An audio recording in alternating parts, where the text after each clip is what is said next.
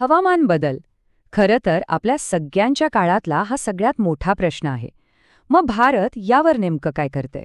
चला, आज आपण भारताच्या नवीन आणि खरं तर खूप धाडसी अशा हवामान ध्येयांबद्दल बोलूया. ती ध्येय जी आपल्या देशाच्या भविष्याला एक नवी दिशा देणार आहेत. तर मग या मोठ्या जागतिक आव्हानाला सामोरं जाण्यासाठी भारत नेमकी कशी तयारी करतोय आणि भविष्यासाठी नक्की कोणती मोठी ध्येय ठरवत आहे? चला जरा खोलात जाऊन पाहूया. तर भारताच्या कॅबिनेटने अगदी नुकतीच काही नवीन हवामान उद्दिष्टे जाहीर केली आहेत. ही उद्दिष्टे 2031 ते 2035 या काळासाठी आपल्या देशाची दिशा ठरवणार आहेत. आणि हो, हे फक्त आकडे नाहीत. ही एका खूप मोठ्या बदलाची नांदी आहे असं म्हणायला हरकत नाही. यातलं पहिलं आणि सगळ्यात महत्त्वाचं ध्येय ते म्हणजे 2035 पर्यंत आपल्या जीडीपीची उत्सर्जन तीव्रता तब्बल 47% कमी करायची आहे. आता याचा सोप्या भाषेत अर्थ काय? तर आपली अर्थव्यवस्था वेगाने वाढत राहील, पण त्या वाढीतून जे प्रदूषण होतं ना, ते मात्र खूप मोठ्या प्रमाणात कमी होईल. म्हणजे विकासही होईल आणि पर्यावरणाची काळजीही घेतली जाईल. आता पुढचं लक्ष आहे रिन्युएबल एनर्जीचं, म्हणजे नूतनीकरणक्षम ऊर्जेचं. 2035 पर्यंत आपल्या देशातली तब्बल 60% वीज ही सौर आणि पवन ऊर्जेसारख्या स्वच्छ स्रोतांमधून येईल. म्हणजे ज्या स्रोतांमध्ये जीवाश्म इंधन वापरलं जात नाही. विचार करा, हा आपल्या ऊर्जा क्षेत्रात किती मोठा आणि महत्त्वाचा बदल असेल. आणि तिसरं लक्ष हे तर निसर्गाच्याच मदतीने हवामान बदलाचा सामना करण्याबद्दल आहे. भारत तब्बल 3.5 ते 4 अब्ज टन अतिरिक्त कार्बन डायऑक्साईड शोषून घेण्यासाठी आणखी जंगलं आणि झाडं लावणार आहे.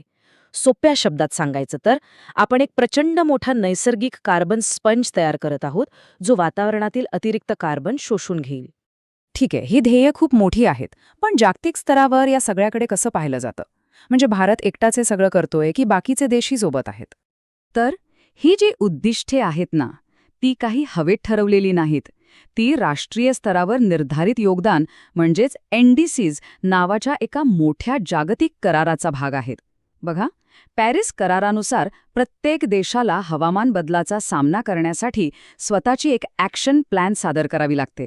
आणि ही भारताची नवी अपडेटेड ॲक्शन प्लॅन आहे. आणि यामुळे एक खूप इंटरेस्टिंग गोष्ट होते. भारताची ही हवामान ध्येय केवळ जागतिक करारांपुरती मर्यादित राहत नाहीत, तर ती थेट विकसित भारत ॲट 2047 या आपल्या देशाच्या मोठ्या स्वप्नाशी जोडली जातात. याचा सरळ अर्थ असा होतो की पर्यावरण आणि विकास यांना दोन वेगळ्या गोष्टी म्हणून पाहिलं जात नाहीये, तर ते दोन्ही एकाच गाडीची दोन चाकं आहेत आणि ती एकत्रच पुढे जाणार आहेत.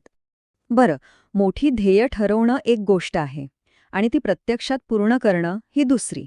मग भारताचा या बाबतीतला आधीचा अनुभव काय सांगतो?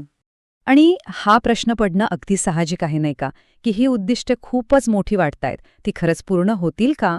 कारण आपण अनेकदा पाहतो की हवामानाबद्दल खूप मोठी आश्वासनं दिली जातात, पण पुढे त्यांचं काही होत नाही. मग भारताच्या या ध्येयांवर विश्वास का ठेवायचा? याचं एक खूप महत्त्वाचं कारण आहे. भारताचा ट्रॅक रेकॉर्ड.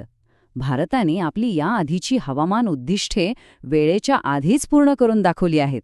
त्यामुळे ही जी नवीन ध्येय आहेत ना, ती केवळ पोकळ आश्वासनं नाहीत, तर एका यशस्वी कृतीचा तो पुढचा आणखी मोठा टप्पा आहे.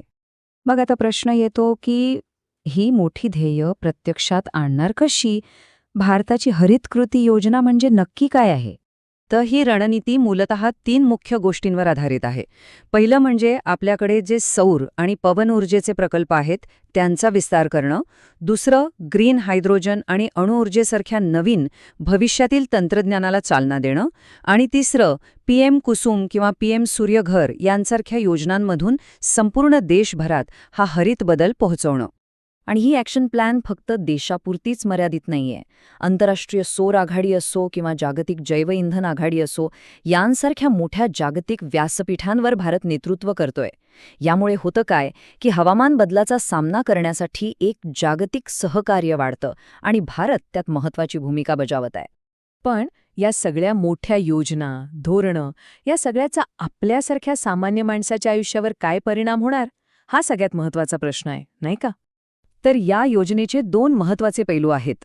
एका बाजूला खारफुटीची जंगलं, हिमनद्या यांसारख्या आपल्या महत्त्वाच्या नैसर्गिक परिसंस्थांचं संरक्षण केलं जाईल आणि दुसऱ्या बाजूला पर्यावरण स्नेही जीवनशैली म्हणजे लाईफ मिशनच्या माध्यमातून प्रत्येक नागरिकाला या बदलाचा एक महत्त्वाचा भाग बनवला जाईल. यात पाणी वाचवणं, वीज वाचवणं, कचरा कमी करणं अशा आपल्या दैनंदिन आयुष्यातल्या छोट्या पण खूप महत्त्वाच्या सवयींचा समावेश आहे.